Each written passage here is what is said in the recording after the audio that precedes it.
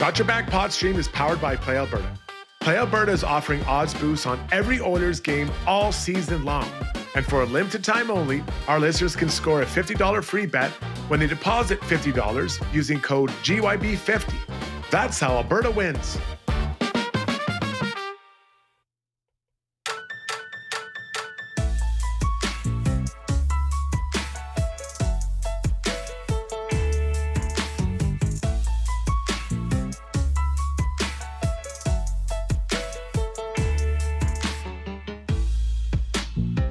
You know what's not a great trait for a hockey team?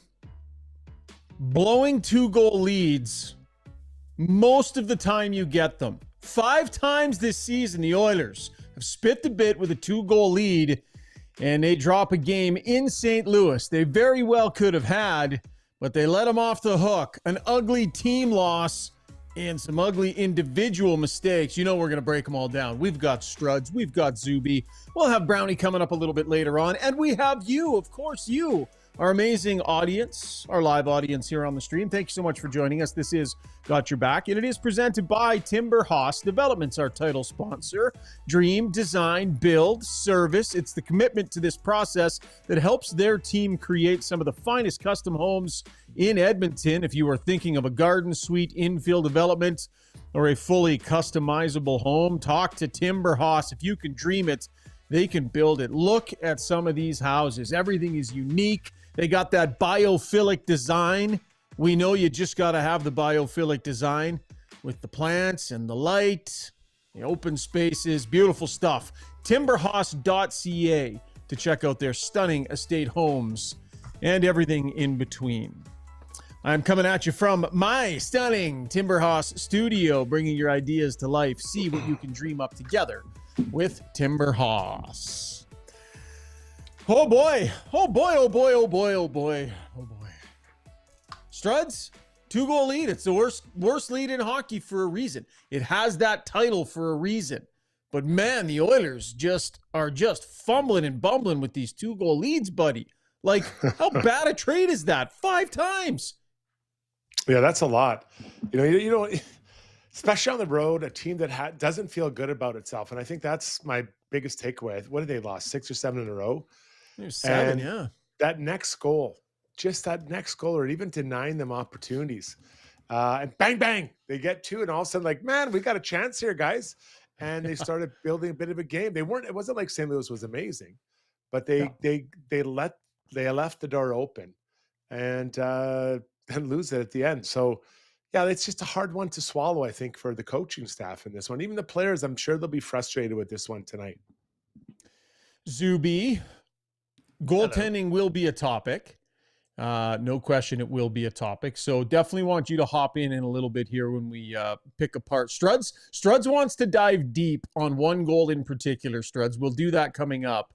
But how would you describe your feelings on the goal? You don't have to get into it, but one word to describe your feelings on the goal we're going to break down. And no, it's not the one late in the game. I guess I'll say chaotic. Was that kind of fit? Yep. Struds, you? Yeah, that's a great word for it. Just perplexing. Okay. Chaotic, perplexing, no good. I know that's 2 words. So listen, let's just get to it then. We might as well start breaking this thing down because Oiler fan has to be frustrated now. Like it's, that's a frustrating result for them and watching your team blow all these leads over and over again. So let's dig into it, shall we? Brought to you by the Canadian Brewhouse. Hockey lives at the Canadian Brewhouse during every Oiler game day at any Edmonton and area location. Enter to win Oilers home game tickets at Rogers Place. Plus, enjoy $1 off Molson Canadian and Coors Light tankards. 30-plus beers on tap. 50-plus TVs at all locations. What better place to go than the Canadian Brewhouse to check out your Oilers play? Okay, Struds, we're going to talk about the breakdown and blowing the lead and all of those things, but we're going to reverse engineer this one. We're starting right at the very end. This was a team loss. It's on the team, but there was an individual mistake that has us again with no choice but to start with a focus on Evan Bouchard and the attention to detail and defensive awareness and managing large moments. And again, this player can do so much good, as we saw last game. But here we are for the second time in 3 games, starting a show talking about a monumental error at a terrible time that is game costing. You know what? I have to. I don't really know what to make of this. So I'm gonna. How can I? Usually I can watch a goal against, and it's one time I'm like, okay, this is what happened. And I'm not looking to assign blame. I'm more trying to understand. That's the D-man in me. Process what happened. And with 2 of the goals in tonight, I'm like, what just happened? And I had to review it a couple times. So let's start at the very end. There's a point shot from Parayko. It was a nice pass from the corner, and he's got a heavy shot. It's well known, documented in the league. He hammers it. Piasuter's in front of the net. Bouchard is close to him. Bouchard leaves the front of the net. Mm-hmm. Do you want to know why? He's afraid of getting hit by the puck. I get it. When I play men's league, when I'm out there with Rob Brown and he's throwing around his bombs, I get out of the front of the net. I'm not getting paid to stand in there. That's the job. You have to hang around there, because as he leaves the front of the net, that allows a free rebound for, I think it was Piasuter that scored it, to be right in front, and there's easy for him. You want to establish, well, if you're going to front the puck, you got to block that shot. And if you're not, then you stay between him and the net. So when you turn, you block him out, and now he doesn't have first right on the puck. So Evan moves away from that area, and there's no denying it. It's clear.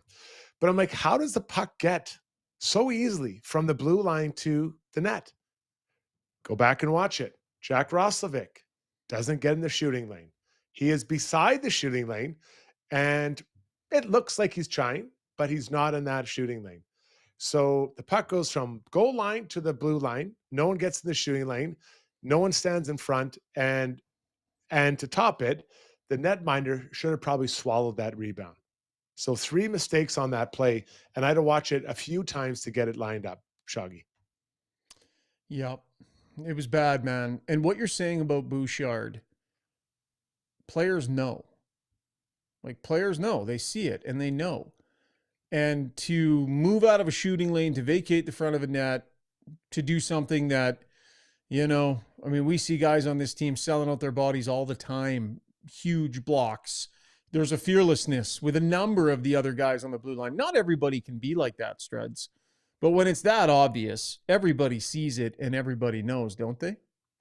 They do. But just to echo on that, let's make sure I'm being clear. He's not the only one that gets out of the way. Jack Roslovic also doesn't get in the shooting lane. So he's equal. They're partners in this. This isn't just on Bouchard. I want to be clear. That is, both of them are not in the shooting, or one is in the shooting lane, the other one doesn't want to get hit by the puck. And I get it, man. It's game, whatever, 14, 13. I get it. But that's the job at the end of the game. Maybe the first period you don't get in the way of that one. I can get it. You're a skilled player. But that's the job. That's the job, to get in the way of those blocking shots. Even if you're going to selectively move over 2 feet, say, right? Let's say you make that decision. Let's say it's subconscious and it's just whatever. Let's say it just happens. I mean, it's still basic hockey to pick up a guy's stick. I mean, you don't have to vacate the area to the point where you just don't even try from that point forward. Like, fine, don't be in the shooting lane. Pick up the guy's stick, those Struds. To just be standing there staring at the guy while he places it into the net, and you haven't even reached over to try and tie up the stick in any way, shape, or form. You can safely have your body out of the way and have a stick on the guy's stick. When you're that far away, you're not going to outmuscle a guy. You're too far. You're going to reach out, and you're extending your arms a long way to try to reach it. You've got to be close. You've got to be able to use not just your arms, but your legs and your ass to power that stick up, because forwards are trained to do that in front of the net. But I want to be clear. If someone didn't watch it, go watch Jack Roslovic and watch the angle he takes to get in front of that shot. I think that we're overlooking that. No, you're making a good point. And that is a huge element of this. So he wears some of it, the netminder wears some of it, and Bouchard wears some of it. The 3 of them together, the 3 amigos. Yeah. I'm just taking another quick look here. I want to see this point you're making. Watch his skates. Watch his skates as he gets into the shooting lane. He sees his guy is cocked and ready to go. Right? Oh, my internet just froze a little bit. Yeah. So you view that as a guy clearly purposely taking an angle, hey? That isn't the right one. He stops short of the lane. Yeah. Yeah.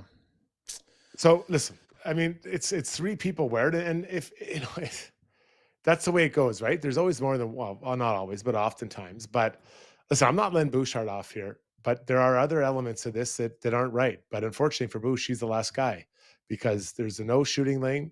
There's not even that rebound, and then Bouchard out of the shooting lane there as well, or not tying up, getting inside position. So I'm just looking at this as we speak.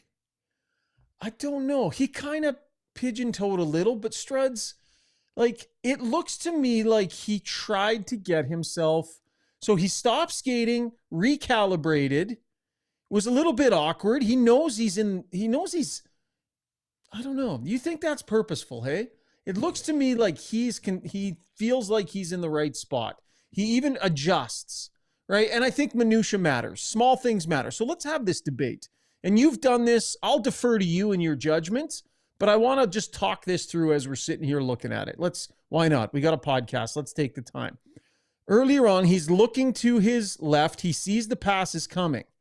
He takes a stride out there. Now he shifts a little bit into the middle, like a little bit to his right. And I see what you're saying about his skates, but then he adjusts back. Look at that little move. He adjusted back to stay a little bit more in the center lane. I think he's trying to line himself up there, Struds. Mm. I do. Yeah. And again, I respect the hell out of your opinion, but he shifts to the right. Okay. Then he turns his feet the other way and shifts back.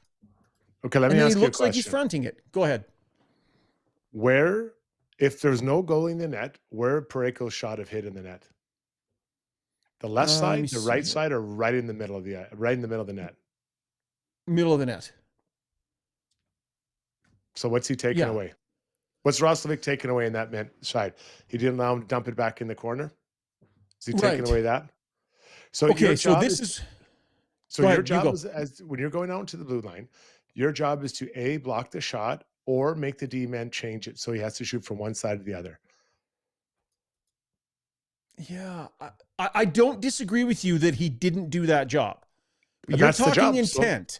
But intent is different, right? Intent is different. Right. We know guys that were not willing to get into shooting lanes, and we've talked about them before on the show. I'm not saying that he was in the shooting lane, but when a guy purposely skates out of it, but you never skated into it. He never got in. You always 1,000% know. I mean, it's a game of inches here, man. He goes right, shifts back to the left. Like, which side of him did the puck go by him? Puck went by him which side? The right side, because he didn't get into the middle, didn't get into the shooting lane. Now, there may be some thought, I don't want to screen my goalie. Okay, maybe that's a possibility. But he doesn't get into the shooting lane. Yeah. It's that clear. And maybe he doesn't get into the shooting lane is different than he purposely didn't get into the shooting lane, right? It's one thing to say Bouchard's moving out of the way in front of the net. It's another. I mean, did it not look like he tried to readjust himself?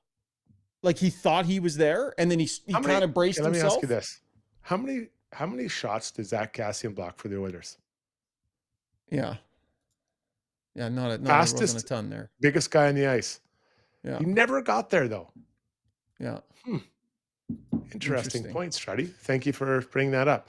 So my point is, people can sometimes make it look like they are trying to get in. They don't quite get there. So you know what? Let's see what happens. Let's see what happens the next 10 games.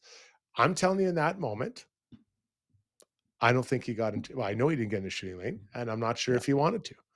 Okay. But that's not the only mistake on that play. But Rob Brown, I'll be interested because he was a forward, and I give him a hard time, but he played hard, and he would get into the shooting lanes. He had to. I love it. Right? He had to. Yeah, Zuby, send Brownie a note and let him know that Struds and I are debating this one. Don't tell him who's on which side of the debate, but make sure he takes an extra look at that because he'll have to do it while he's he won't be able to do it in the car. So send him a note, and let him know. Take an extra close look at Roslovic on the winner and what he thinks of the shooting lane there because I'm fascinated here. And Struds, I'll defer to you on this. You've done this at this level. So I'll defer to you. My gut tells me something a little bit different, but it'll be interesting to hear what Brownie has to say on that one. But great points by you. Okay, so that's the game winner. Anything else? Anything left on that, Struds, or we want to back it up now and go to the collapse? Just in general, that looked like a group that was just hoping to get to overtime and didn't really want to have to get too dirty to get there. And that's the truth. I mean, Yeah. they might not like hearing me say that, but that's the truth. They just were trying to get to overtime, and they didn't want to grind it out and make it hurt to get there.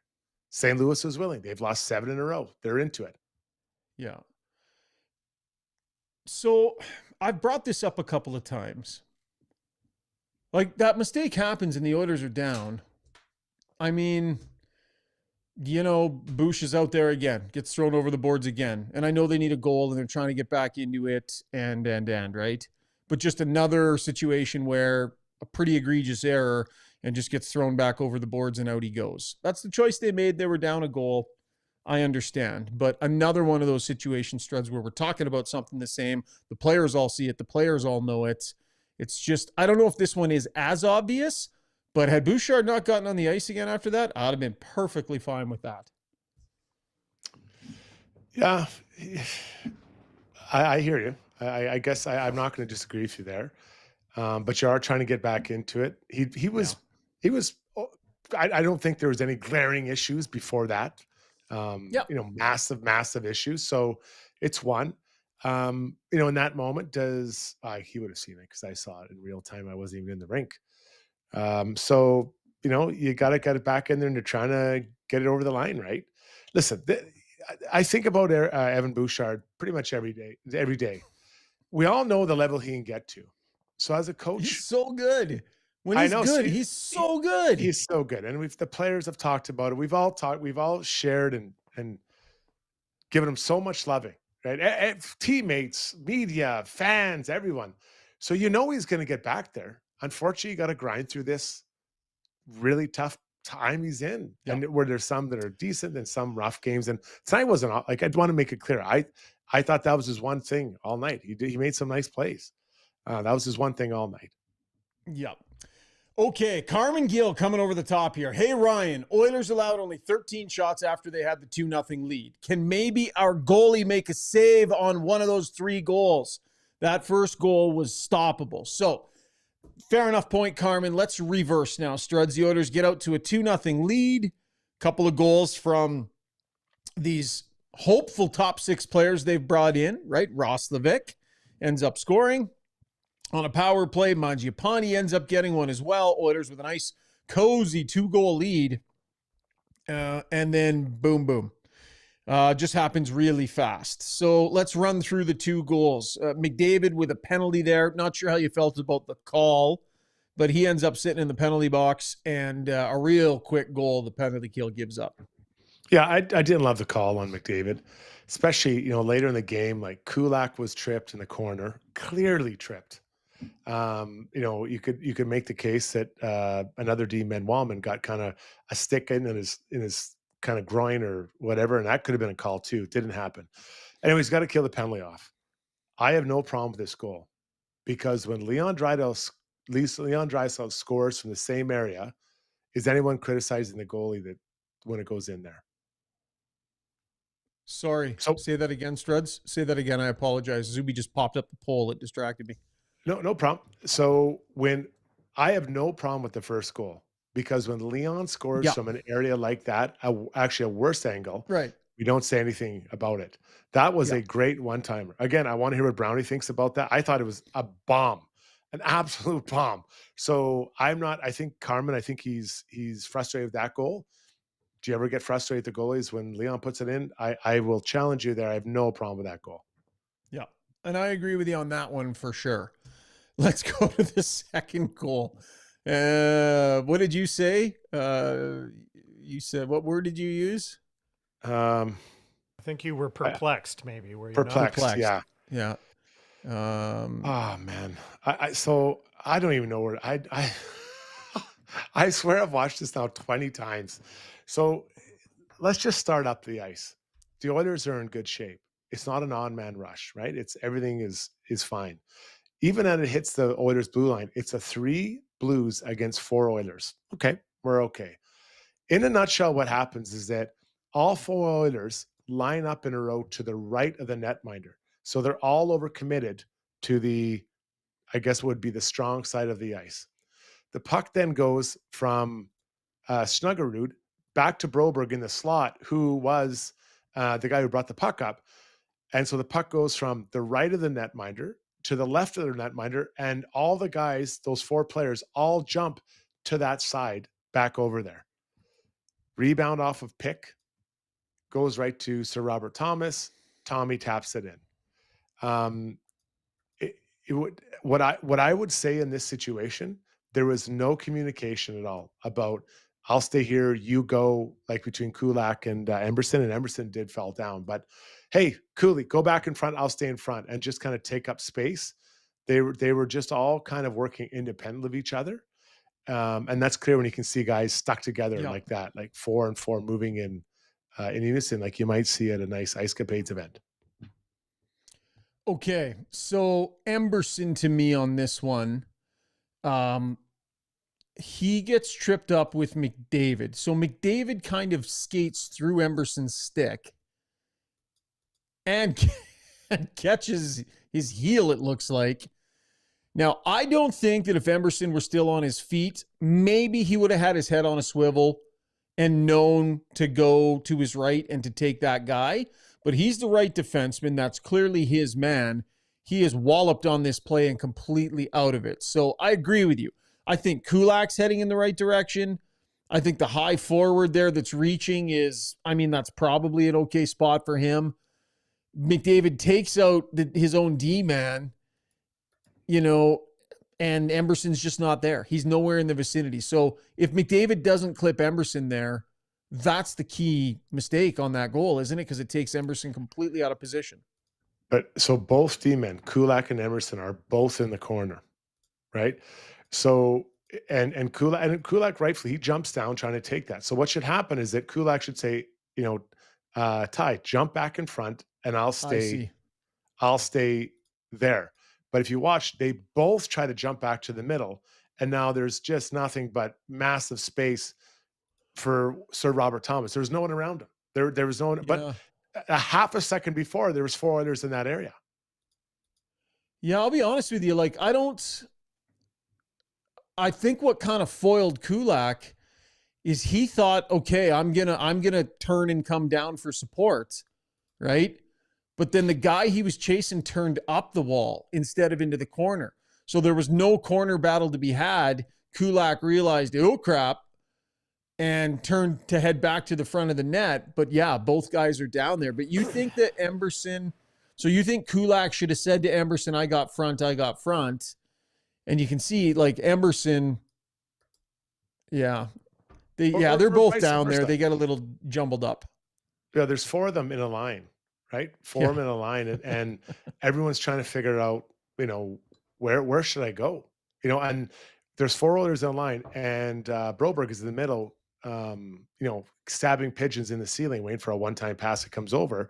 And I would suggest it's actually a pretty good save by Cal Pick, right? He makes a pretty good save on a one-timer from the slot coming across. And then all the Oilers are now in front, and there's no one, there's no depth or width to their defending.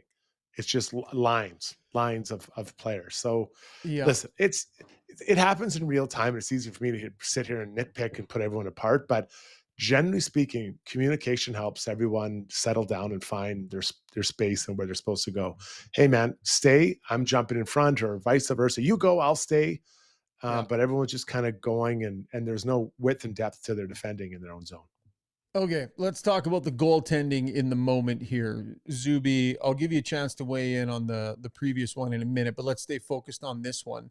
It would seem to me, to Strud's point, it's a big, it's a push across, and Pickard makes the pad save, then he immediately recognizes the danger, plants the left foot, but there's just no chance for him to get across. So I guess from a tactical standpoint, Zuby, considering the save he had just made, was he still a little disorganized in there? Could he have done better with that, do you think? I mean, I don't really know how. I mean, I don't know how. He anticipates the one timer coming from the middle pretty nicely. He's got a good push. And he can't necessarily control over sliding a little bit. So I mean, it's a fraction of a second maybe he can dig in and push back for, but I don't know. I don't fault him on that one. If any of the goals, I the rebound on the third one to me was the softest play that he made, and it's not terrible. It's through traffic, but I don't put much blame on Pickard for either of the first two. Yeah. Okay, and anything on the last one for you, Zuby?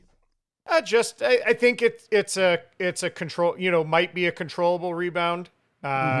Can drop in front of you and you fall on it, or you can even kick it out harder. But I didn't see a view that showed how good his view of it was or not. Certainly that rebound drop. I mean, Puce Suter there didn't have to do much, right? I mean, he didn't have to fight off a defender, and that rebound came right to him. So it certainly dropped into a high danger area. But that's the one. If I was going to point at anything for Pickard, would be that rebound. All right. That was some minutia. Got into the weeds on those ones. I love it though. I love it. It's good hockey debate, man. It's minutia and it's details, and details matter. So I love going over it in that level of depth. Oilers spit the bit and drop a couple of points. Let's get to the Weiss Johnson soundbox here from some of the folks involved in the game. That is brought to you by Weiss Johnson Heating and Air Conditioning. Should you need a new train furnace, air conditioner, heat pump, hot water tank, or garage heater, Weiss Johnson's now offering 24 months, no interest, equal payments, OAC, to make your purchase easier heading into the Christmas season. Their family helping your family for nearly 50 years. Visit WJJingle.com for exclusive specials. Just forgot your back, jingle lovers. That's WJJingle.com. Jingle. Weiss Johnson,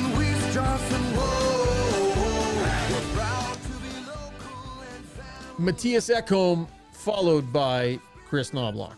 We had our looks, but I think we can do a better job of maybe imposing our will a little bit more in that third, and maybe earning that win more than we did tonight. We had some glimpses, but I think we can do more. It was almost one of those games, the last 10 minutes, everybody was kind of waiting for an overtime. And we did a good job defending, so did they. So just a fluky play. Got to the D-men and whatever, but again, we got to bear down in those situations, and we're not doing that as of right now, but we'll be better tomorrow. Yeah, it looked like it was going to go to overtime. It didn't feel like we were sitting back. I thought we had a lot of push, had our chances, and not that we were playing it safe. Unfortunate that, minute and a half to give them that goal like that. It's tough, especially when we're up 2-0 and then end up losing and not getting any points. What's your feeling until that? All right, we'll cut it there. Let's keep rolling right on through to our YouTube poll, brought to you by DeBoer's Golf Shop and Fitting Center. Get fit now before you get out your shovels and ice chippers. Get fitted while you still have some remnants of that summer swing. Trackman bays are ready. The deals are rocking. Go down and check out their Pro Shop style atmosphere, 5311 99th Street here in Edmonton. Some frustration that we're having another Evan Bouchard poll tonight. Yeah, it is what it is. It was a pretty big moment. So we're going to take your temperature on it. Zuby, what do you got? Yeah, I'm not sure we've done this kind of 1,000-foot view thing, so we're kind of going there tonight. So let's say which of these best describes your big picture feelings about Evan Bouchard right now. The 4 choices are: number 1, frustrated, but he's a playoff guy. Number 2, the good still outweighs the bad. Number 3, I just want him to be held accountable. And number 4, I'm at the end of my rope with this guy. Okay, very good. We will revisit the results coming up a little bit later in our Ask Us Anything segment. Okay, Struds, let's get to our relentless player of the night. Go ahead. Who is the relentless player, buddy? What do you got for us? Who are you going to roll with? I'm going with Adam Henrique. Honestly, 9-2 in the face-off dots, 82% against a team that, some of these guys historically are pretty good face-off guys. Pretty impressive. So I'm going to give it to him. tonight. Adam Henrique went with your guy, hey? Rico. Yeah, I mean he's on the list of players who are, meeting expectations, doing their jobs this year. I mean, I would say he's there. Like, he's been pretty good this year. 100%. He's been carrying some younger guys on his line at times this year as well. So I'd say fairly solid for him. Yeah, like I think you have to understand where he is right now in his career. He's no longer a top 6 forward. He's a guy that's going to mentor, be dependable. He's got a predictable game. 99. He's got quite a few points actually. In his line. I don't think his line is. I think it's getting some decent time in the offensive zone. Trent Frederick seems to be hitting more. Who's he with? Savoy. I think that, a young player like that in your line is also, trying to guide him along. And I think that he's the right guy to mentor him in kind of a little bit more sheltered minutes than what he'd be seeing. So yeah, he is doing what he needs to at this point in his career. He's been a great NHLer. This is your job now. And you get, closer to the end than the beginning. Canadian says Henrique has been better this year than last year, in my opinion. Queen Bee Amy throws a little love towards Pod Colson and says, can't wait until Pods scores. Working hard. I feel like Rico can move the puck quicker, though. Twice he could have hit Savoy in full stride and chose to take it into trouble. That coming at us from Paulie as well. And a reminder that our Relentless Player is brought to you by UCAN Youth Services. If you need reliable entry-level staff, UCAN trains Edmonton youth with the skills and confidence to show up ready to work and to grow with your team. Learn more and make a change today at ucan.ca. All right, going to get to the break in just a minute, but Zuby, I want to visit our storyline of the day. And, this one hit early, buddy. Like Jack Roslovic, and this will be a conversation for us maybe coming up here in takeaways. Jack Roslovic has been playing some pretty good hockey lately. And with that in mind, Zuby, we kind of shaped a parlay with his performance in mind tonight, and one that hit. Yeah, we certainly liked the way he looked on the power play in the last game. So that was kind of the direction we decided to go with it. So our parlay tonight was Jack Roslovic, 1 or more power play points. And parlayed that with him also getting 2 or more shots on goal. Well, we hit it bang on. 1 power play point, the goal, exactly 2 shots. And it was 2 shots or more. So we did come through for hopefully anyone who went over to playalberta.ca and got in on the action. But yeah, I mean, I think there's no doubt he is really rounding into form. I think it was an interesting comparison to him versus Tomashik playing the same spot on the power play, and Tomashik getting lots of good looks, but it not happening for him. And then you see a veteran NHL guy like Roslovic coming in, and it does seem to be clicking with the power play. Yeah, that thing happened fast because he got the goal right away, which is the shot on net. He also had a really good scoring chance at even strength a couple of minutes earlier. And so all of a sudden, boom, that thing hit. A reminder, keep an eye on our social media on show days because we will release a storyline during the day in conjunction with Play Alberta, a line that we think is attached to an interesting story, something, take the action if you want to, but one that came through tonight. And that's brought to you by Play Alberta. If you want to know how Alberta wins this NHL season, you can find odds boosts on every Oilers game with Play Alberta for a limited time only. Our listeners, you can actually get a $50 free bet when you deposit $50 using the code GYB50. We will get Strud's thoughts on Jack Roslovic overall outside of that one play at the end of the game. Talk a little bit about what we saw from Connor McDavid and the big guns tonight. And Brownie will be checking in as well. So still tons ahead on the show. This is Got Your Back presented by Timberhouse Developments. Mainline Water and Sewer specializes in sewer line repair and replacement using advanced trenchless methods for fast, clean results. They provide detailed sewer assessments and scoping to identify problems before they become costly. Serving both residential and commercial properties, no job is too big or too small, and with over 40 years of experience, they've seen it all. Trust Mainline to keep your lines flowing smoothly.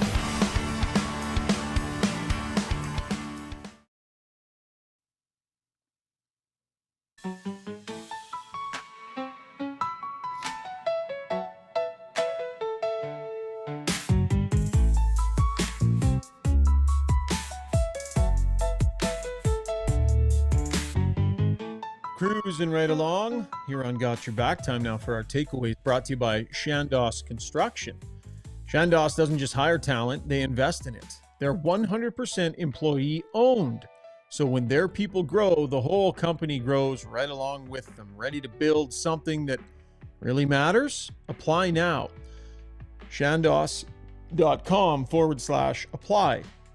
That is CHANDOS.com/apply.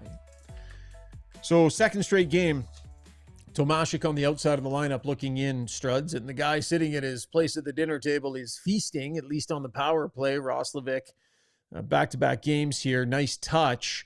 What have you thought of his look on there? Like, not as big a guy, doesn't take up as much space. You don't really think of his game in that way, but effective. So I was critical of his ability or lack of execution and getting in front of the shot on the game-winning goal. Now, that's a small part of what his game is. I've always been interested in this player and now seen him play night in, night out, whether it's instead of in Winnipeg or Carolina or Columbus. You can see why he is desired by teams. He can really, he's a skilled player. And what I think Tomášek and Roslovic, the difference between those two guys is just the 500 games of playing the NHL and understanding how to create windows in a tighter area of tighter ice than what you see in Europe, and knowing you have no time. Like, that puck was on his stick and it was off. I'm not sure it even touched his stick. It was just like boom, boom. It was gone right away. And not that Tomášek's not doing the same thing, but just the quickness to get there, the quickness to realize you need to get in that spot, and then that quick play. Like, it is hard. Those are tight windows, and that those guys can drop it to you. Connor McDavid can make that pass. You just have to find a window for them to shoot it through or pass it through. Yeah, I think he's looked good there, and definitely buying himself some more time until Zach Hyman comes back. No chance they're going to change that. They're getting results. As far as his even strength play goes, Struds, we've picked apart his game, or the one play there.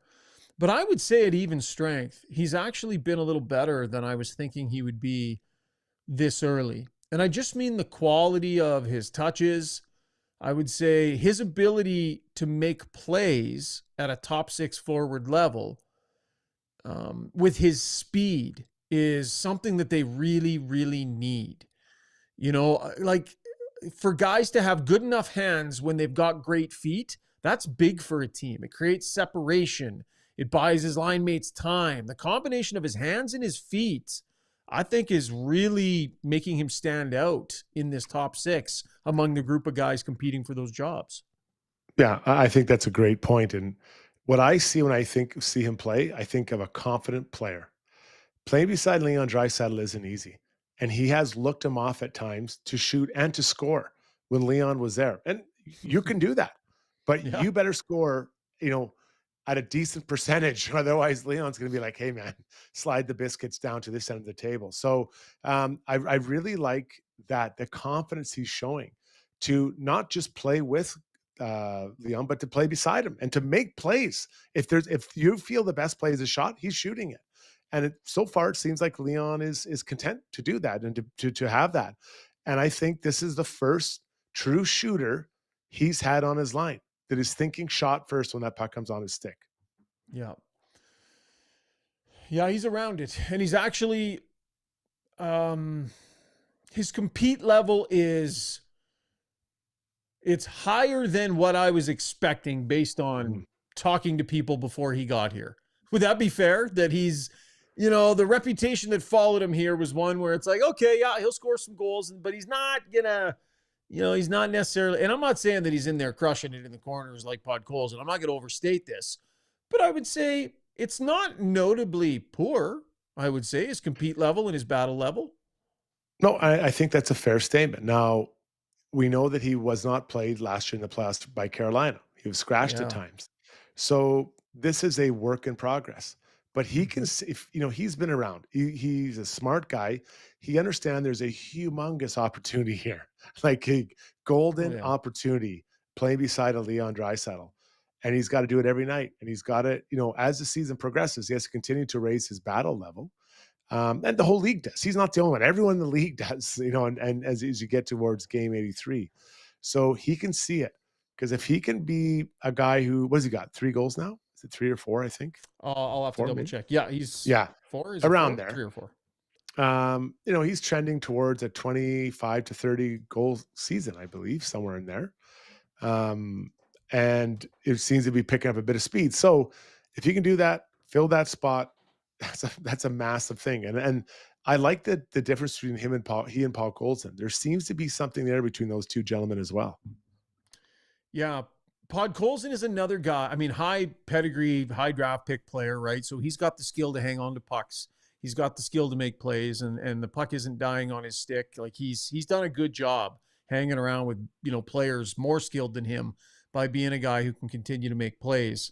And so Draisaitl has a guy on each side of him that can make plays, and both of them are pretty good skaters too. So this is as optimistic a view on Draisaitl's line as I feel like we've seen in a little bit as we check in with Rob Brown. Brownie, we'll get all your thoughts on the mayhem and the whatnot, but we're into some nuanced conversation here on Roslovic. What are you thinking of the feel 5-on-5 with him, Draisaitl, and Colson?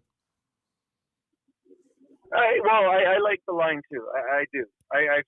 You got a guy in Roslovic that's got offensive pedigree. He sees the ice well. What I like about him when the puck's on his stick, different than a lot of players, is he doesn't just, okay, I've got the puck, I got to find 29 and give him the puck. He's looking for the best play. And if it's Leon, he goes to Leon. If it's back to a defenseman, he passes there. If it's to shoot the puck, he does that too. And that's a confidence player, someone that actually looks Leon off. He's trying to make the best play. But Colson, it's just his work ethic. Now, the problem with Colson, again, and this is what we talked about last year, the puck doesn't find the back of the net. And he does everything so well. His physicality, his work ethic, keeping plays alive. He does all that well. But what has he got? 1 goal on the season, 14 games in. And majority of those games have been with Leon Draisaitl. That has to be better. He has to finish. But the line has, up until tonight, because I don't think they had a good game tonight. Up until tonight, the last 5 games, they were the Oilers' best line, and it wasn't even close. Yeah, great points, Brownie. While we're on the topic of Roslovic, Struds and I got into it a little bit earlier on in the show on the game-winning goal. And we're going to get all your thoughts on all that happened in the next segment, so we don't have to get into the minutiae on everything, but settle one between Struds and I here. So one suggested that he was not in the shooting lane and probably knowing he wasn't in the shooting lane and okay with it. One suggested there was an effort and maybe even an adjustment to try and make sure that he wasn't there, but it wasn't necessarily as purposeful.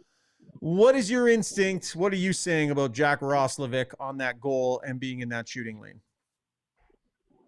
I think a lack of urgency. I think a lack of desperation. I mean, a minute and a half to go in a hockey game, that's your guy. To me, you lay down. You charge him. There was just a lack of desperation and urgency there.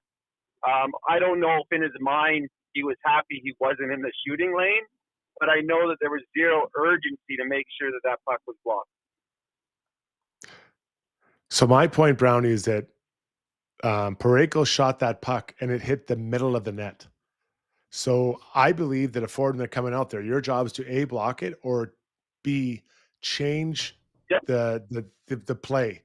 And neither of those things happened. So I think he, did he not know he's in the shooting lane? You're right. I can't get in his head, but I don't think he got in it, so I blame a lot of teammates, There's been guys played against Al McInnes, and I made it look like I was in the shooting lane, but there was zero chance I was going to be in the shooting lane because it was really going to hurt. Yeah, I almost got there. Do that. I almost got. I can't believe. Wow, I went in the wrong way. That's weird. Sure thought I was in front, but no. To me, there was just zero desperation. Like we've seen where at the end of periods where players have laid down and taken it in the back because they made sure that puck didn't get through. Now I don't know what's in Jack Roslovic's DNA. I've only seen so many games of him. I don't know much about him, but there wasn't an urgency, or there was no desperation to make sure that puck didn't get through.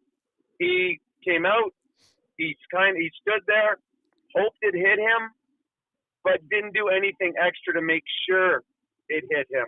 And you're right, Strud, as a forward, your job is either A, block the shot, or B, force the defenseman to shoot it around you, which means it's going to miss the net one way or the other. He did neither of those. Struddy, you may have to explain what a shooting lane is to Brownie. LOL. That comes to us from Aaron St. Pierre. Sounds like he knows, Aaron. I knew what it was, Jogger. I knew what a shooting lane was. I knew exactly how to get out of it, too. Yeah. The difference here is so subtle. Like, we're not really even disagreeing. I think we've seen lots of examples over the years where a guy goes out of his way to not be in a shooting lane, right? He wasn't in the shooting lane. I'm just not as convinced that this is one of those. I agree there wasn't a sense of urgency and he could have done way better, but I don't think that he went out of his way to veer out of it purposely. I saw him trying to adjust a little bit, but it sounded to me like Brownie agreed with me there, Zuby. Is it just me, or is it Brownie and I against Struds, and Struds takes the loss here? That's what I'm picking up here. Do I have to? Do I have to do this? Let me just, sorry, Zuby, let me say this. How many times did Chris Russell not get in the shooting lane? Yeah. Judge, everything you're saying, right? You're right. He did not get in the shooting lane, and in all honesty, wasn't even close. Wasn't even close. As you said, the puck hit the middle of the net.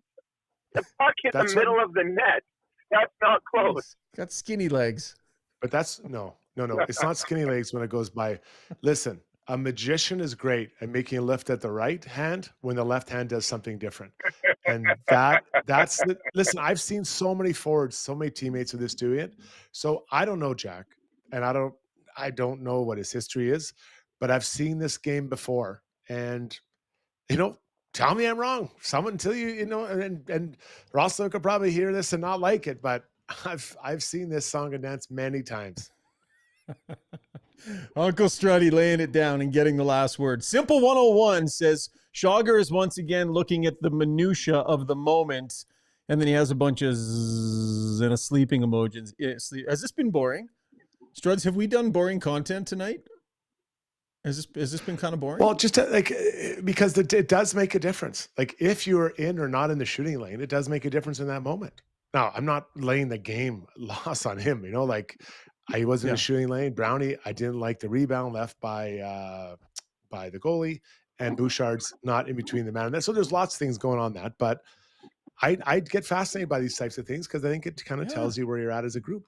You'd be kind of hockey nerd, like, I don't know, Zuby, was this boring? Like, what's with that was a hard chirp there from Buddy. And we're putting him to sleep with our content tonight. I don't think it was 101. Well, if he found it boring, and this is the second time we've been into it, so I could appreciate that if someone who found it boring, we are reviewing the content here. But no, I thought it was interesting. Always open to criticism here on the show. We appreciate our live audience. All right, when we come back, let's get Brownie's broader thoughts on the game, and he's going to tackle that in Brownie Points, Struddy's World. Are we going hockey content? Are we going goofy? Is he going to talk about life stuff, hockey? Don't tell us yet, Struds. Save a little bit of a surprise for us. Everybody's favorite segment, Brownie Points, followed by the other one. Lots more still ahead here on Got Your Back, presented by Timber Haas Development. Stay with us. We have Fence. There's nothing more frustrating than having to wait months for something you're excited about. DLR Vinyl has products you will love stacked to the ceiling in both Calgary and Edmonton. Because summers are for catch and raise, not product delays. Go vinyl at dlrvinylproducts.ca. For over 60 years, Belvedere Golf and Country Club has delivered a high-quality membership experience to Edmonton and area. And now it's even better. Drainage and irrigation improvements in 2024 have taken course conditions to a new level. This commitment to long-term sustainability means exceptional playing conditions all season long. Belvedere's tee sheet availability is unmatched, so join now and experience golf the way it was meant to be played, on your schedule. Visit BelvedereGCC.com today.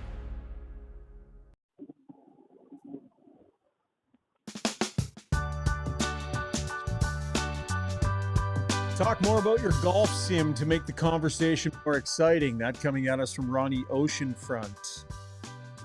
Struddy going to tell us which French farm makes the best garlic butter to go with his lobster. Matt Blom prognosticating what Struddy's world might be tonight. But it is time now for Brownie Points, and it's brought to you by the Alberta Ram dealers. Get 10 years of built-in confidence at your Alberta Ram dealer with Canada's best full-size truck limited powertrain warranty. Every new 2026 Ram truck comes with a 10-year, 160,000-kilometer warranty. That is a fantastic warranty. See your Ram dealer. Check out these gorgeous trucks tomorrow. All right, Brownie, take it away, buddy. Well, we're going to start with some positives. I got 18 brownie points to the Oilers' Jack Roslovic. With number 18, Zach Hyman still out with an injury, Roslovic has had a chance to play in front of the net on the power play, Hyman's spot. And he has looked very, very good while doing it. The thing with Roslovic, he reads the play very well. He understands where he's supposed to be, and he has nice hands. So when he has the opportunities, he's putting them in. Tomashak got just as many opportunities, couldn't find the back of the net. Roslovic has. That's one way to make yourself noticed here with the Edmonton Oilers early. I got minus 14 brownie points to everybody's favorite whipping boy right now, Evan Bouchard, who took another step back tonight after a step forward last game. Mistakes happen, bounces happen, but what can't happen is a lack of desperation and a lack of intensity. On the game-winning goal was a perfect example. I'm sure Strud talked about the system part of it that Bouchard failed at, but to me it was just simply a lack of desperation by a player 14 games into the season. They need more out of Evan Bouchard. He plays power play, penalty kill, and with the Oilers' best players. He cannot play without urgency like he's been playing. I got 25 brownie points. The St. Louis Blues, Robert Thomas, to return back to the lineup tonight after missing a few games, and he was excellent in this hockey game. Robert Thomas is trying to crack the 25-man roster of the Olympic team for Team Canada. He was one goal, 1 assist, 2 points tonight. He was fantastic all night long, going head-to-head with Connor and Leon. I like Robert Thomas. I hope he plays for Team Canada. I got minus 4 to Oilers youngster Ike Howard, who is trying to extend his stay in the National Hockey League when the players all get healthy and the Oilers have to make hard decisions. Unfortunately for Ike Howard, I believe this was his 4th penalty he's taken so far this year. All of them either in the offensive zone or in the neutral zone. All of them stick infractions. Ike Howard missed his next shift as the coach had a little accountability moment with his young player. But if Ike Howard wants to stay in the National Hockey League, taking penalties when you're a fourth-line player is not the way to do it. And finally, minus 6 brownie points to the Oilers' bottom six. They just simply need more out of them. Trent Frederick, 1 goal on the season. Physicality has been iffy. Savoy, still looking for some offensive jump in his game. The bottom line, the fourth line, really creating nothing. This bottom six is going to find themselves looking in the mirror soon as they get a Janmark, as they get a Kapanen back. As Hyman comes back, someone else will move down. Nobody in that bottom six has really jumped out. And one of the reasons the Oilers are a middling hockey team right now is their bottom six really not creating anything offensively or physically. And those, my friends, are my brownie points. All right. Some great points in there from Brownie. Rob, Struds and I were talking earlier about it's 5 times now this season that these 2-0 leads have gotten away from the Oilers. And, you know, this is an issue as we'll get into our core adjustment segment here. Like, playing with the lead, you shouldn't really change the way you're playing that much, should you? Like, you kind of just put your head down and keep rolling, like stick with what's working. But this team is having a heck of a tough time hanging on to these leads. What adjustments do they got to make here to be hanging on to these things better? Well, a couple things. A lead in the National Hockey League really isn't what it used to be. Tonight, Pittsburgh was winning 3-0 after 2 periods, and Toronto had only had 8 shots on net. And then Toronto comes out and scores 4 in the third period. So the lead, a 2-0 lead, is nothing like it used to be. 2, in this game tonight, the Oilers were up 2-0, but really weren't the better team when they were up 2-0. They just, 2 of their chances went in, where St. Louis's chances, Pickard had made some big saves and got lucky on a post. So I don't think a 2-0 was really indicative of the way the game was going. And 3, the Oilers just big mistakes. They're not very detailed right now. They're not shutting teams down. They're making the same mistakes in the first period, in the second period, and in the third period. So to me, the Oilers are playing well enough right now to be in every game, but they're not playing well enough right now that anything is safe with them. The last game against Chicago, they shouldn't have beaten Chicago Blackhawks. Blackhawks were the better team in the third period. They should have beat the Montreal Canadiens a week and a half ago. The referees hadn't helped the outcome for the Edmonton Oilers. So this Oiler team right now, their record is probably pretty indicative of the kind of team they are. They just haven't played that well. And the 2-0 lead to me was 2 of their shots had gone in, but they really weren't outplaying the St. Louis Blues at that point. Our core adjustments brought to you by HSE Core Services. From creating and managing safety programs to audits and those required contractor registries, HSE Core keeps your business compliant so you can keep working. Visit www.hsecor.com for more information. Struds, there's a lot of chatter on the stream here about coaching. And I mean, it's a meh start for the team. I know not as bad as recent years, but still, I think the quality of play hasn't been where people know this team is probably going to end up. Is some criticism of the coaching staff here necessary and fair? And do we see a situation where they're, on the wrong end of the coaching battle night in, night out? What's your sense of that argument, Struds? Well, this is an age-old tradition with Oilers fans to look for a new coach when things aren't going well. So I actually thought we'd get to middle of November, but it's out here already. I believe stability matters within a group.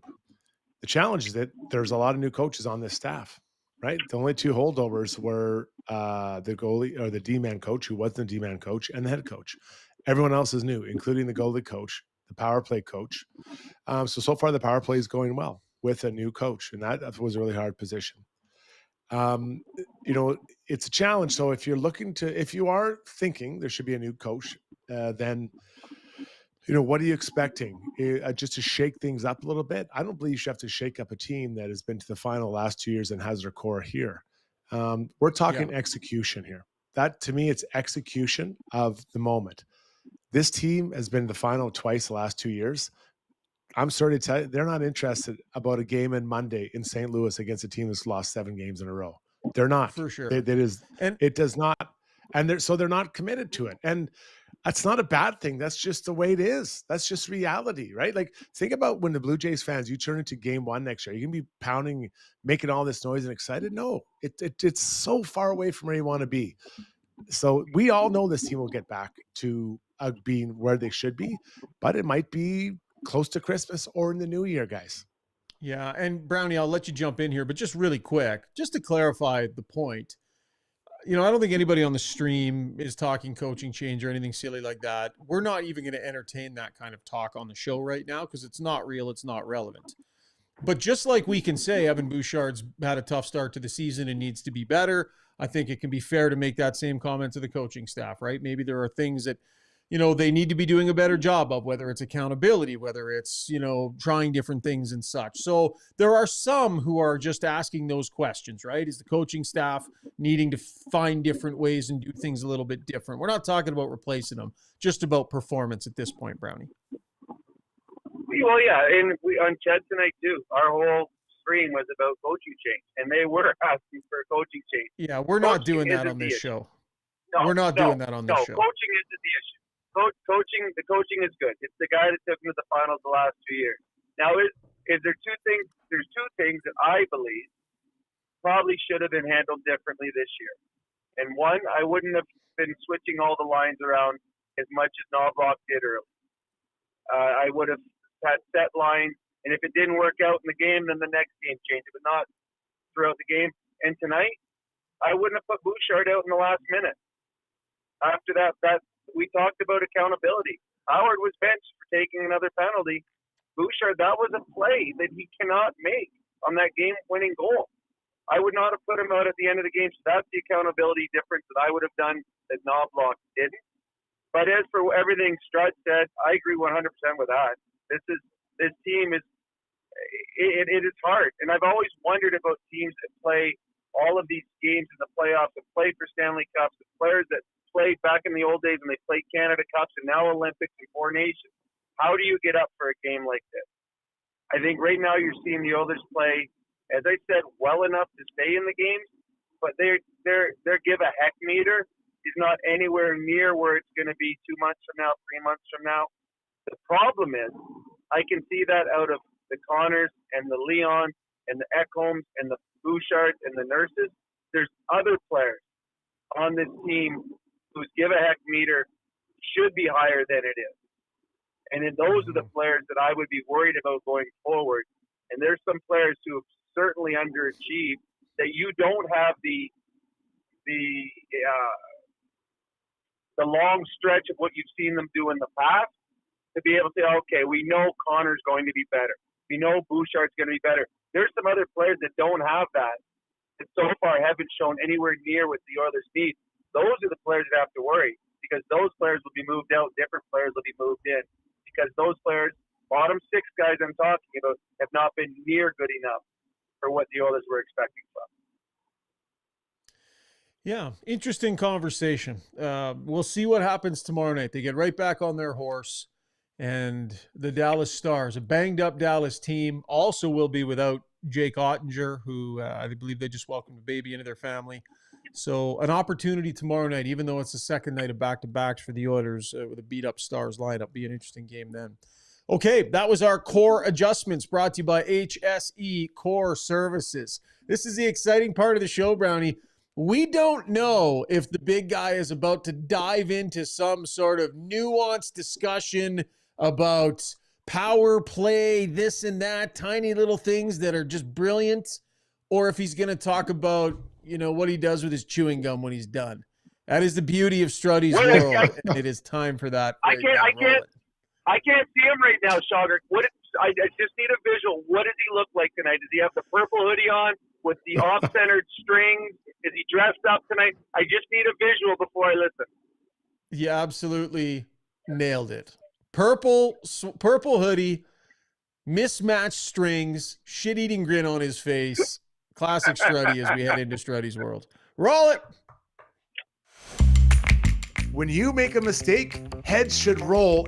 It's not right. And I'm here. Someone has to put their foot down. Now that I say it out loud, it does sound a little crazy. Gotta look good.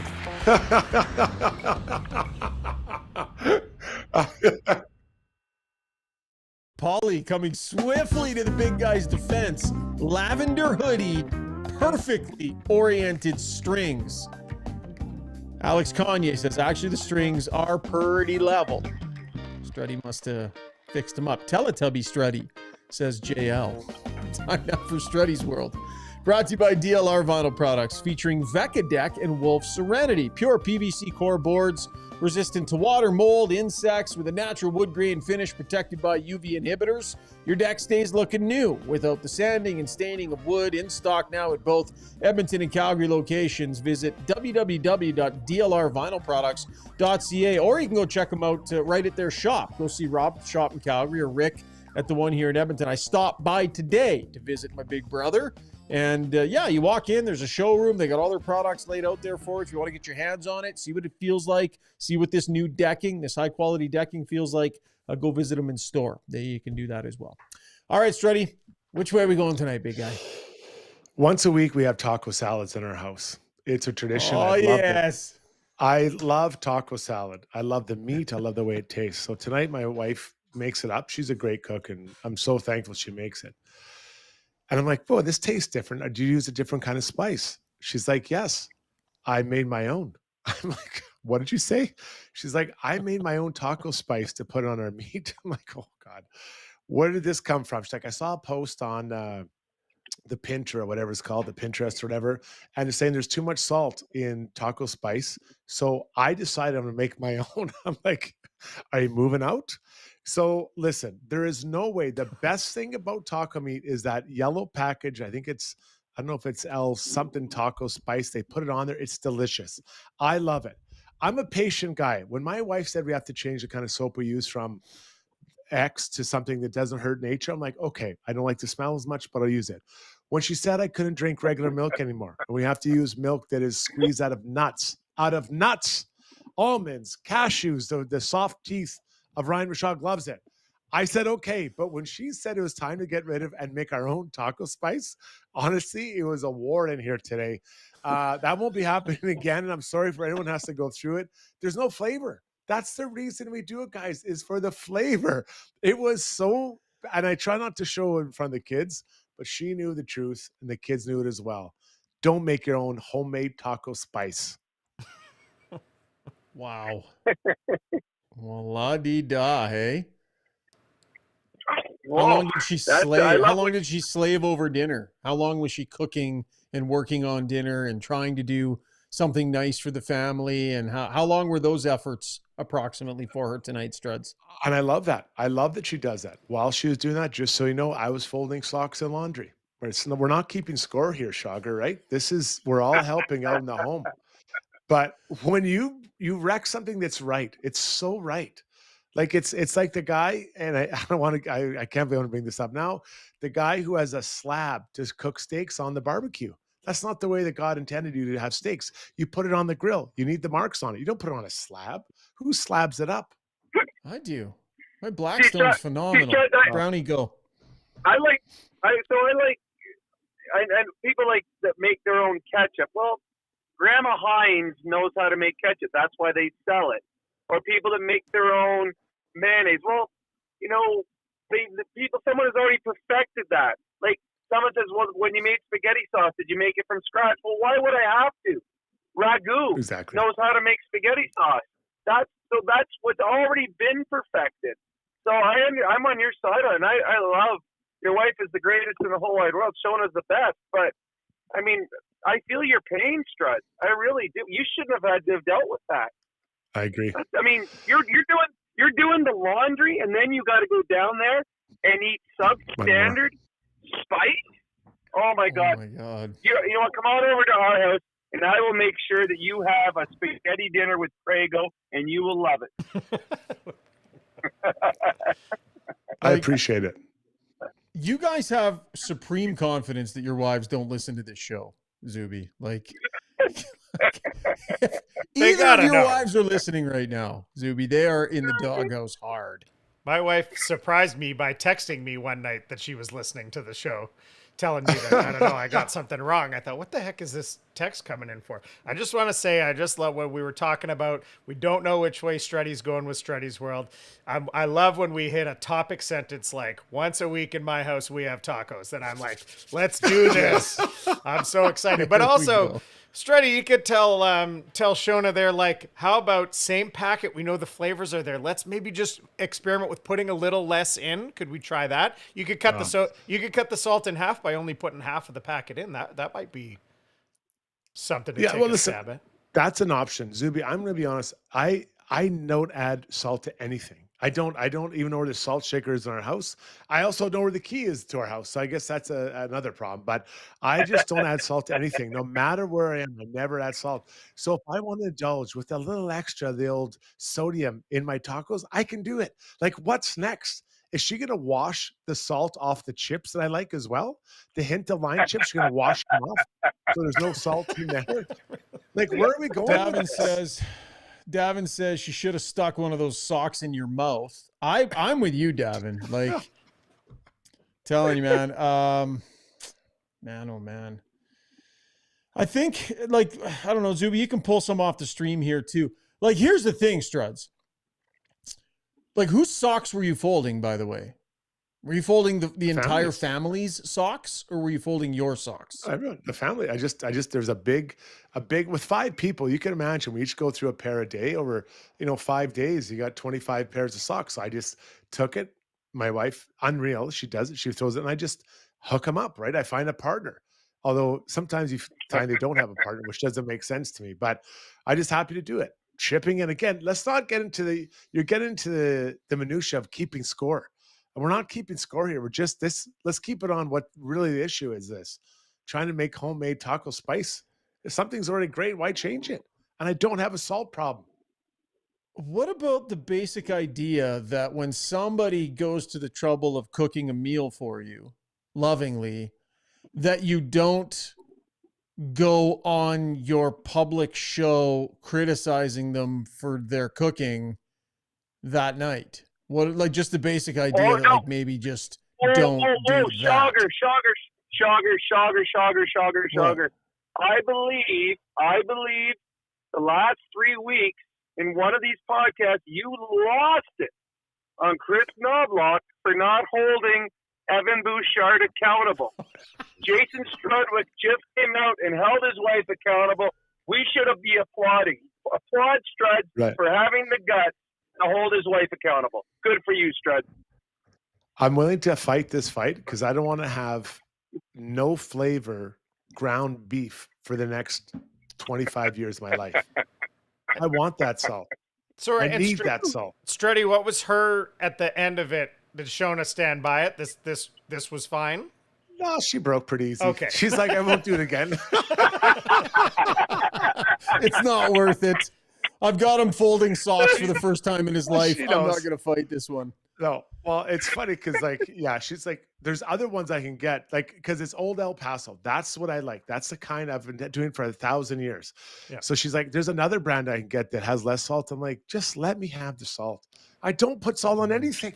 Nothing. Mm-hmm. I don't even eat popcorn. This is what I want. Let me have it. Let me just live my life. He lives He lives by the credo. Zuby, if you roll that Struddy's World animation very quickly, what is the first thing that he says in that Struddy's World? When you make a mistake, heads should roll. It's not right. Shona's head is rolling tonight. Well, It is rolling tonight. Struddy backs up what he says. He lives what he says. That was Struddy's World, brought to you by DLR Vinyl Products. Hope you're happy, Struds. Her head is rolling on the show tonight. very satisfied.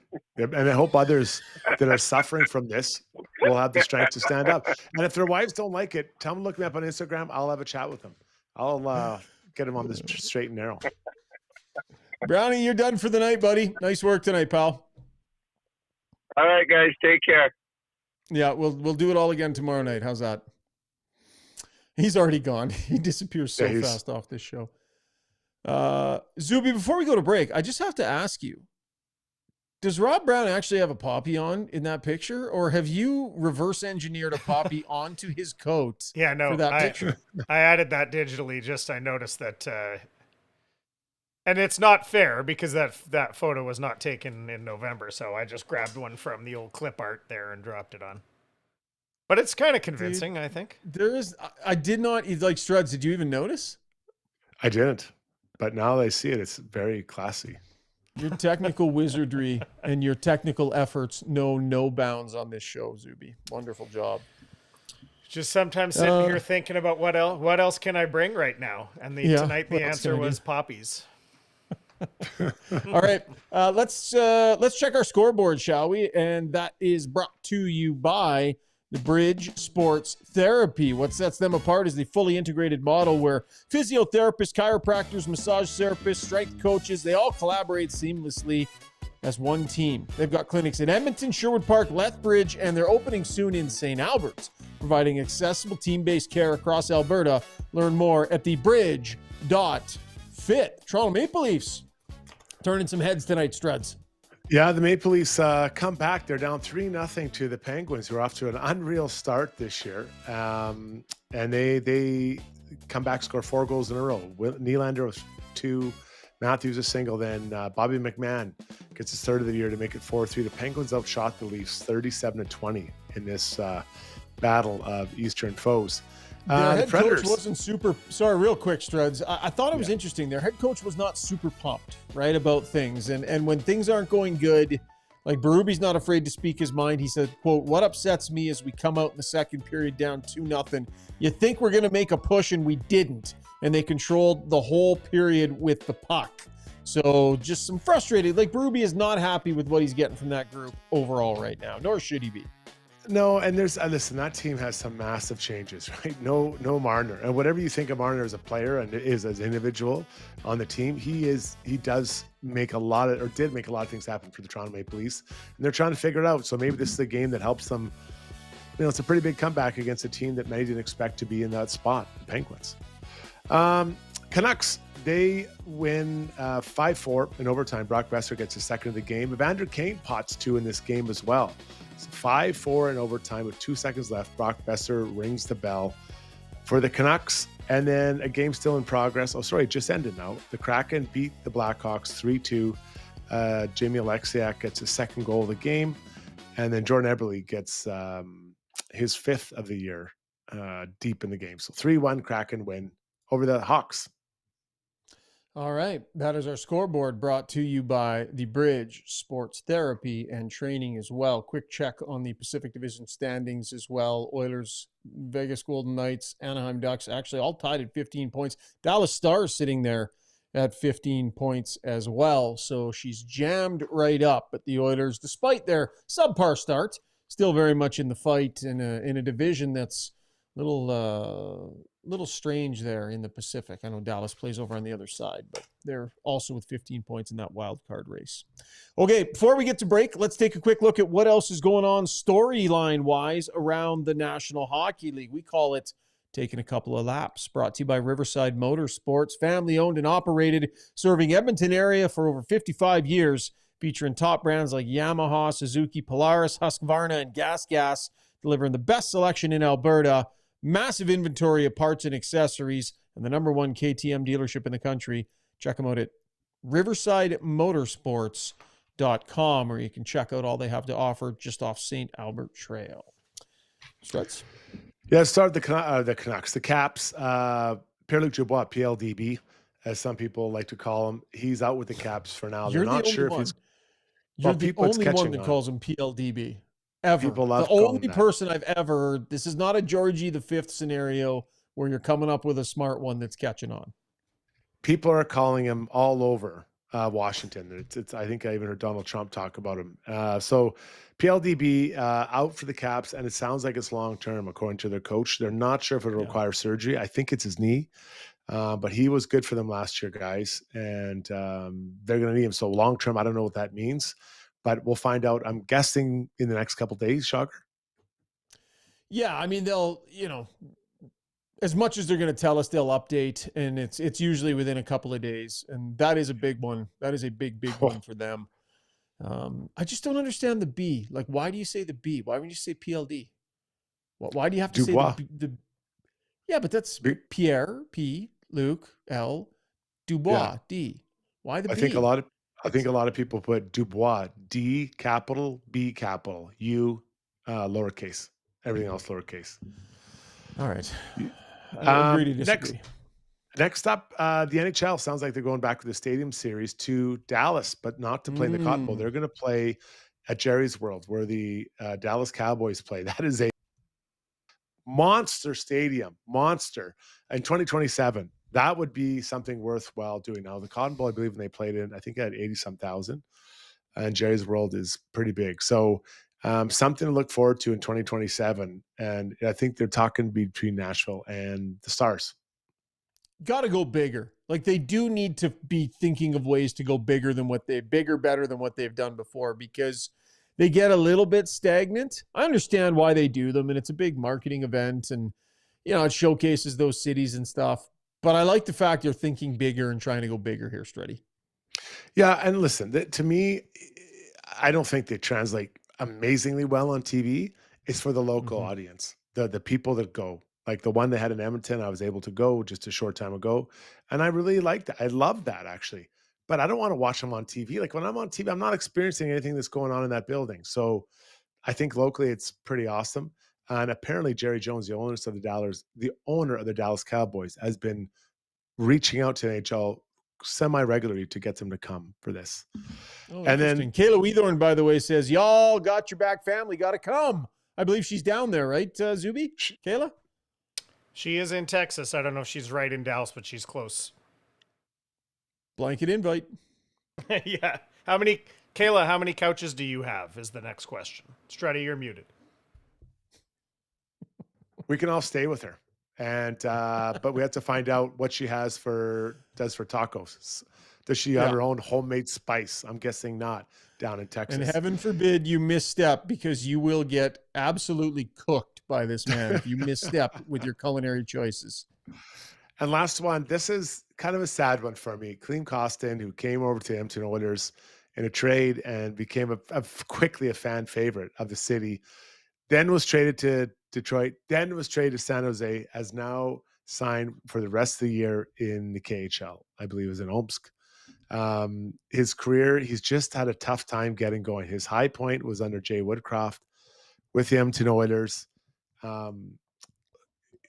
Chose to try to get more money, which was given to him by the Red Wings, and never kind of got that groove back on another team. So Klim home to Russia, not off to Russia, I guess. Home to Russia. 21 points in 57 games with 66 PIMs for the Oilers. 11 goals in 57 games he had. And in the next 30, 60, 70, 80 some games, he had 9. Just sometimes the fit is the fit. And you recognized it right away, Struds. You called it before it happened almost. You recognized it.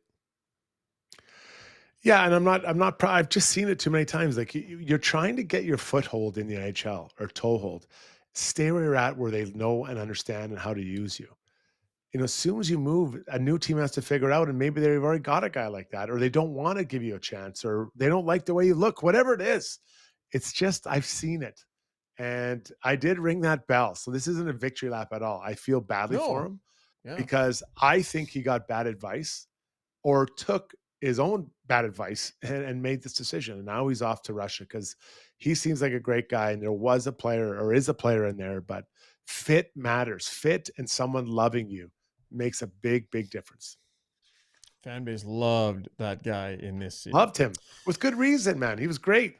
Yeah, full of personality and fun and great, lighthearted, and would scrap anybody, stuck up for his teammates, could bang in some goals, hit hard, big guy, good skill. I mean, he was a first-round pick. And just, funny how career management, can make such a big difference sometimes for certain players. That was Taking a Lap, brought to you by Riverside Motorsports. You know what I'm looking forward to? I'm looking forward to coming back from break to that retro theme. And I'm looking forward to Ask Us Anything. Get your questions in to Struds and I and Zuby. We're going to revisit our poll question as well. So lots ahead here on Got Your Back, presented by Timber Hoss Developments. Quick break, and then that theme. Choosing to buy a home is one of the biggest financial and personal decisions you'll ever make. It's a decision that requires strategic planning, market expertise, and a trusted advisor to guide the way. The team at Body Realty with Royal LePage AR team combines deep market knowledge, forward-thinking guidance, and exceptional dedication to make the process effortless and stress-free. Where every client is treated like the only client, visit BaddyRealty.com, a real estate group like no other. So at Timber Hoss, our guiding philosophy is naturally inspired living. We believe that through design, we can solve problems and enhance people's lives. We follow biophilic design principles in all of our builds to incorporate natural materials, natural light, to enhance all the spaces in a home. When you have your space perfectly reflect who you are and what you value, and it's made well, we think that that just leads to better living.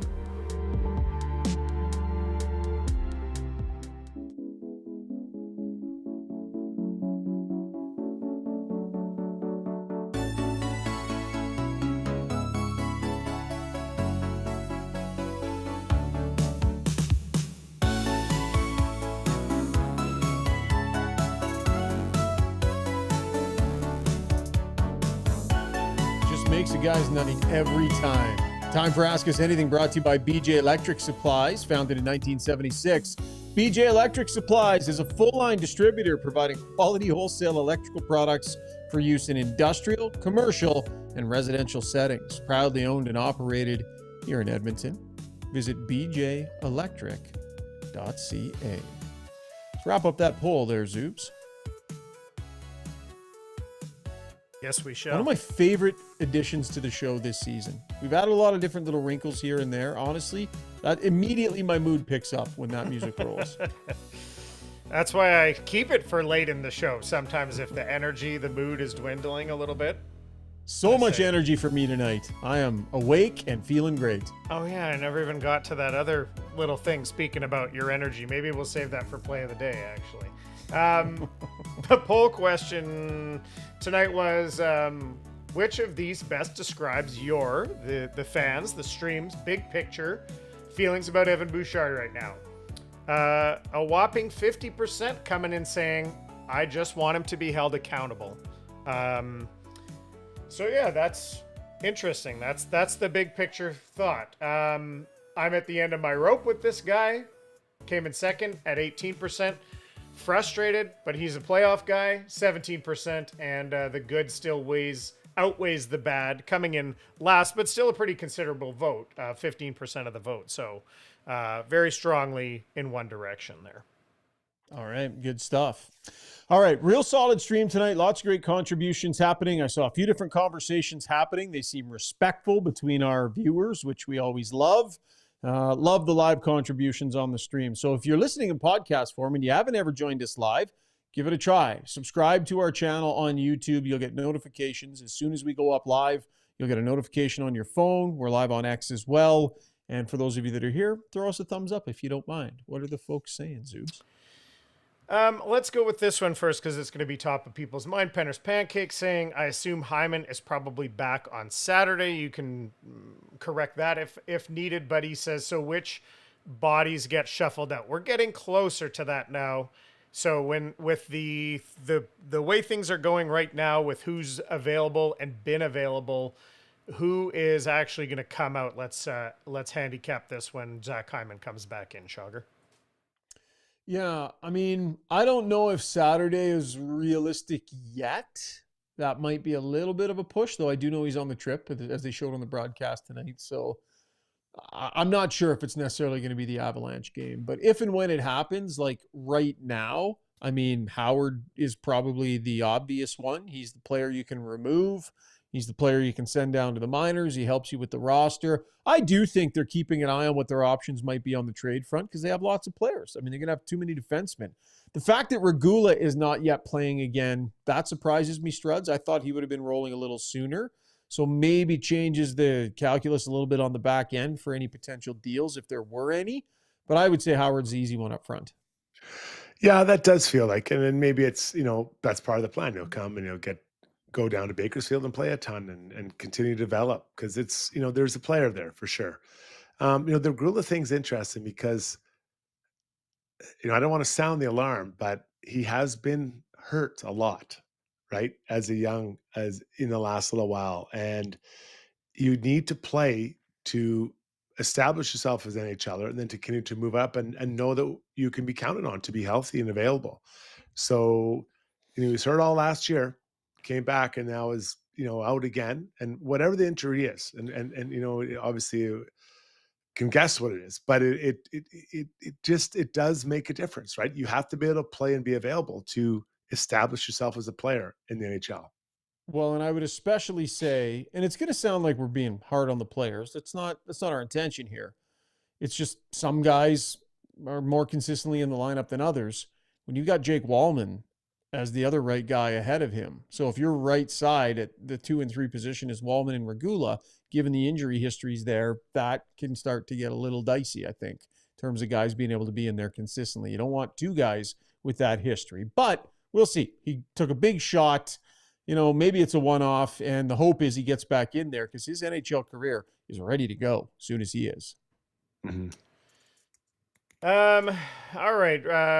Ro Nelson, not very happy with me tonight. She says, Zuby, give it a break on all the Bouchard polls. How about this anemic offense? JL chiming in, what are you seeing system-wise 5-on-5 this season? Overall, it's been dull and uninspiring for all four lines. They're not scoring a lot. They're taking a lot of 2-0 leads and giving it back, or not compared to what the expectations are. And that would actually be another comment from Canadian Oilers. Offense has been really bad relative to expectations. Way too often it feels like they need a power play to get anything going. Struddy, what are you seeing 5-on-5 system-wise? What is this? Are the expectations just too high? What are we seeing from this offense? Yeah, I think that the systems, I mean, people, I think the systems are what they are on a team, and they're not all that different in many different ways.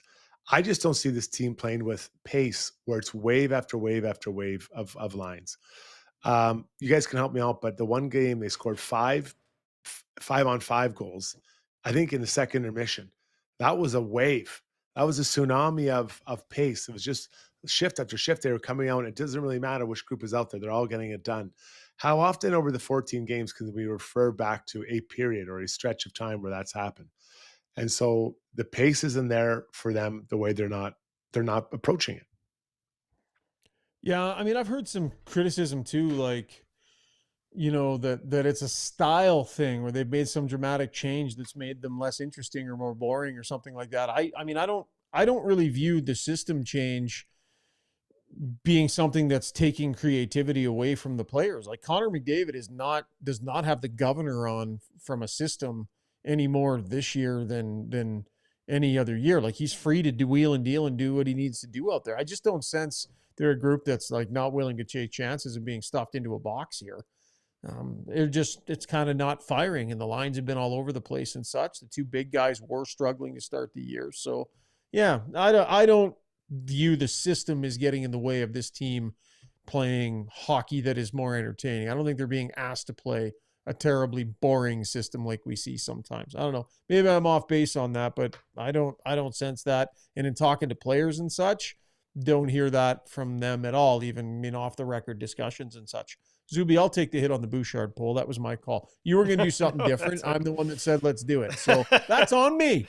That's okay. I take the credit when you had the great storyline bet. So no, it's all good. We share credit for the good and the bad around here. Well, and in fairness, I had an amazing poll idea last show. So I'm kind of, I'm hit and miss. Yeah, on this own.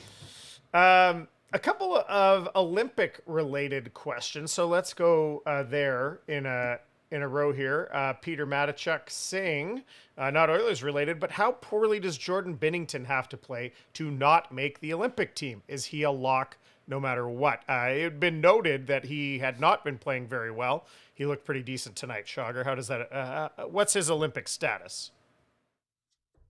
Well, his Olympic status is he played huge in the Four Nations final, and his general manager is the guy making the call. So lock him in, write it down in pen. He's going to have to either not be available or fall so far off the face of the planet that they'd look silly taking him, which it'll be hard for him to do that between now and then. What do you think, Struds? Injury is the only thing that will prevent him from being there. Yeah. Now, starting automatically in net for game one, if he's not great, that's up for debate, I would say. Okay, Struddy, let's another Olympic one. Let's bring this back to you. This is a kind of an interesting thought. Maybe has been around. I hadn't considered it. Off the Post and In wants to know how much has Bouchard's game been affected by his desire to make Team Canada, or maybe the talk around it leading up to this season starting. He struggled last year trying to make Four Nations team, and then was better after that tournament. Could that have played? I mean, I think people feel like he's played himself off of that discussion as of now, but could it have been in his head to start the year? Yes, I believe it could be. I think that playing for Canada would be an amazing honor, especially that tournament, all those amazing players. But what's crazy is like Bush has played at the highest of levels at the most difficult times, like as far as like Stanley Cup finals, he's been elite in the Stanley Cup finals. So is he nervous about playing in front of, like today he was playing, in front of obviously Armstrong in St. Louis and Not that I don't think he wasn't terrible at all, but does that weigh on his mind? I'm not sure. Maybe I don't know. I don't know the guy. I think that it's got to weigh in a little bit, but I have a hard time understanding Shager when he's been the best at the hardest time of year. Yeah, I mean, it's traditionally he's not great to start the season. So, and those are the times where you're also trying to make these teams, right? First few months of the season. That's what it was last year at the Four Nations. That's what it is this year at the Olympics. And he's traditionally not a great starter. So those things, when you stack those up, the other thing too, like it is not surprising that a guy signs a $10.5 million contract and maybe feels the weight of that in his first season playing under that deal, right? He's watched Darnell Nurse with his contract and, you know, how that can be. And I get the sense that Bouchard doesn't pay a lot of attention to what's going on and wouldn't necessarily spend a lot of time in that headspace. But at the same time, Struds, like that's a big contract. That is a monstrous deal. And players often can struggle with the weight of that sometimes. It comes from a good place. They want to play well. They want to do the right things. Sometimes it gets the better of them. So add it all up, it's probably a little bit of all of it. Yeah, well said. All right, another one from Off the Post and In. He or she is bringing some good stuff tonight. Should there be more concern about 97 and 29's ice time right now, considering both of them will be going to the Olympics, and that will definitely increase their fatigue level? And also, we've noted, of course, that they're playing on the penalty kill this year, which is sort of a new-ish thing. Any concern there, Shager? Bigger concern than normal for I think it's going to be addressed. Strud, you noticed it too, right? Last game and this game, they're not the second set of forwards out on the kill anymore. They're going to clean up a little bit of extra stuff at the end. I think we're seeing them move away from it. Yeah, and they're not getting moved off there because they haven't been good. They've been good on the penalty kill. I don't think they've been scored on. Last time I checked, I want to say 2 games ago. Someone pointed out on the stream tonight that apparently they still haven't been scored on if we trust their data. But I do think that the ice time is a concern. And I think that the head coach talked about Philp needing to penalty kill when he gets, when he's going to be in the lineup. And Janmark's about to come back. I think we'll see them revert back to the last 20 seconds of a kill, throw those guys out there because they're about to get the next 5-on-5 shift anyway, and away from the second set of forwards over the boards to take a full 30, 40-second penalty kill shift. Okay, 2 hopefully quick hitters here, and then one fun one to wrap it up. Mars Boy had an interesting point here, a hot take. Call me crazy, but 29 might have had the worst night out of his line mates, out of those 3 on the line. On that line. Hot take. Struddy, what do you think? Yeah, I mean, I'm not sure if I'd go that far. I mean, that line has been my favorite line over the course of this start of the year. I thought St. Louis did a pretty good job taking away the middle of the ice. So I kind of stymies him a little bit. But, his 2 line mates are, Jack scored and Puck Olsen's he's maybe been the most consistent player outside of Leon so far to start the year. Yeah, I had another one of those nights where he was fighting it a little bit by his standards, certainly to make plays. He wasn't the only one. I've got some time codes for you. 14:30, 9:17, 5:53, and 3:02. Those are flat-out turnovers by McDavid trying to make passes that didn't work in the first period. I just decided to track him for a period, and there were at least 4 of them that I picked off that he never would have missed before. Brownie's talked about it a lot this year. His passing has been a little bit off. So, yeah, he and Draisaitl have had more nights where they just look a little bit off in the early going here. Before we get to this last comment, Kayla Weethorn said she is in Fort Worth. And she has enough couches, and she will build bunk beds if we're coming for the big shotgun top bunk.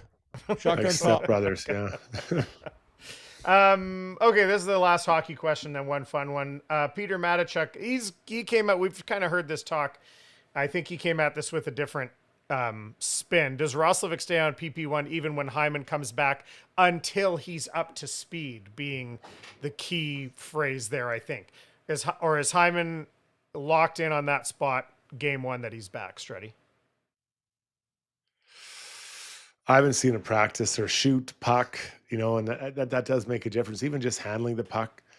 I think Hyman will know where he's at, and I think he may share that with the coach, or they'll have a conversation about it. Maybe we see a shared responsibility, or maybe there's a game where he doesn't, and then after a while you kind of get him back in there. His legs will be fine.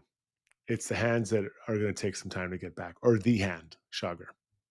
Yeah, I mean, if it's a health issue, like isn't quite shooting it at 100% yet, isn't quite ready, this or that, don't bring him back. Like, don't rush him back from this injury. Bring him back when he's 100%. Let him get in there when it's ready to go. I'm just not rushing this player back early in this season. He's too important. So I would say when he's back, I'm going to assume he's ready, and I'll assume that he'll be there. But I agree with you. We could see some shared duty, but that's one way to get him. It's not like his role on the power play is all hands, those Struds. Like he can get in there and grind and battle. But if he can't win those battles and it's a little weak and it's a little, give him more time. Like, let him wait until it's ready for me. I don't know. Yeah, well, if you get the clean bill of health, it's about getting your timing back and that feel. So I think those are two different things.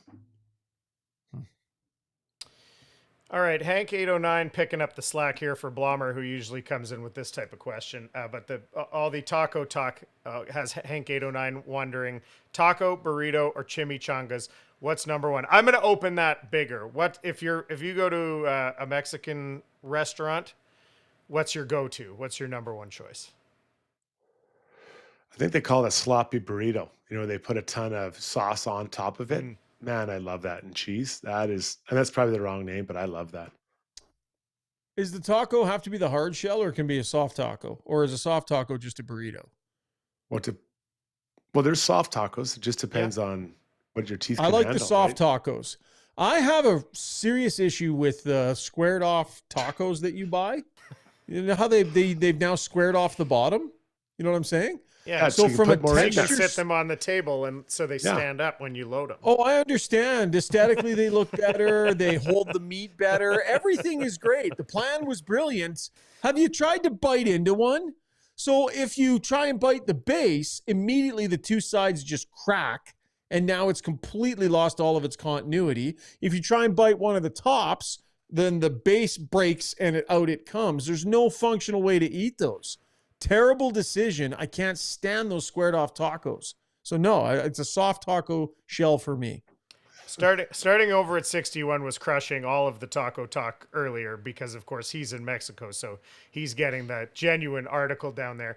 I don't even think there are hard shell tacos in Mexico. I think that's a North American, an upper North American said hard tacos invention. are a Canadian thing. Good luck finding them in Mexico. That's what starting over just Yeah, said right exactly. Because that's just so they can freeze dry them and make it last longer. I'll tell you what, I like a good enchilada. I like the enchiladas.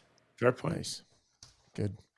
Okay, we're way over time tonight. Let's wrap it up. That was Ask Us Anything, brought to you by BJ Electric Supplies. Nice job by all of you on the stream. Our play of the day is brought to you by Mainline Water and Sewer, your trusted choice for over 40 years, specializing in sewer line replacement and expert water line and repair and replacement as well. Slow drains are a sign it's time for attention, and aging lines can cause those basement backups. They've got a trenchless method that is quick, low impact, and often finished in a day, complete with backflow protection.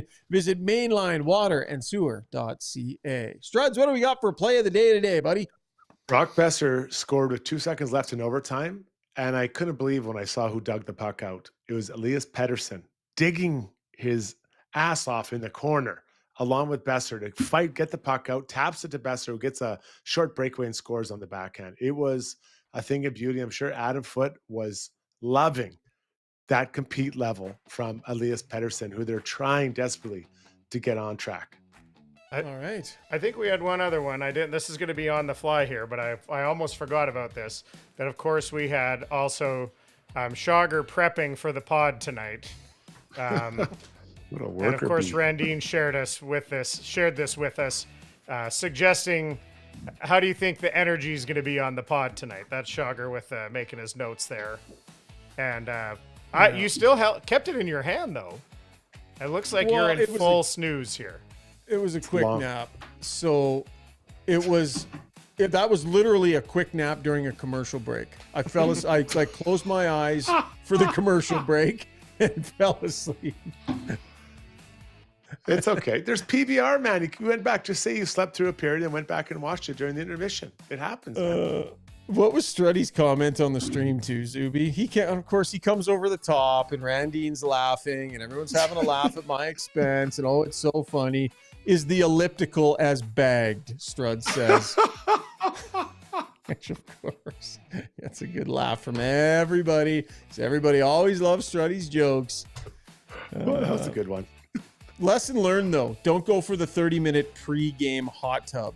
I was in the hot tub until puck drop and then came out, and I slept through the entire first intermission. Like, shut it completely down. So, Right. And then we did a 100-minute podcast tonight, so the naps helped. No big deal. No big deal. That'll wrap it up. Nice job tonight, guys. Struds, go buy another hoodie. Something different next show. Something, change it up. Mix it up. We have twice a week maximum on the purple mauve hoodie. Did Johnny Cass change his look? Somebody said Not they clicking. actually thought that the lavender hoodie was to ease. Oh, here it is. McW said Struds wears the lavender hoodie when the Oilers lose to soothe the mob. I think there might be something Maybe to that's that. true. Could be, yeah. You're on to me. All right. Thanks, everybody. It was a fun show tonight. We appreciate it. Let's do it again same time tomorrow night. Oilers and the Dallas Stars, 6 o'clock Mountain Time start. We'll be ready to rock and roll 10 or 15 minutes after the show. So keep an eye on our socials for our storyline of the day tomorrow, and we'll do it all again then. Night, guys. Nice job. Thanks, boys. Okay.